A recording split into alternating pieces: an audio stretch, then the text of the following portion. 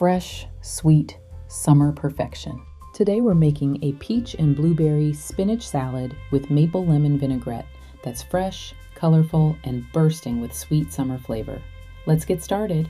Gather fresh fruit, leafy greens, crunchy nuts, and a few simple ingredients for a bright, homemade vinaigrette. Whisk the olive oil, maple syrup, fresh lemon juice, and Dijon mustard until the dressing is light, glossy, and full of bright citrus flavor. Add the spinach, peaches, blueberries, red onion, and toasted pecans, then gently toss everything with the maple lemon vinaigrette until lightly coated. Top with a few extra blueberries and toasted pecans before serving. Discover more quick meals in my 10-minute Healthy Meals ebook.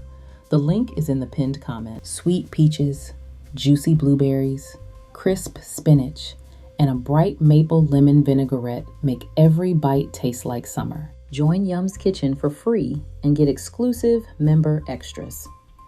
The links for today's recipe and to join Yum's Kitchen are in the pinned comment. See you next time.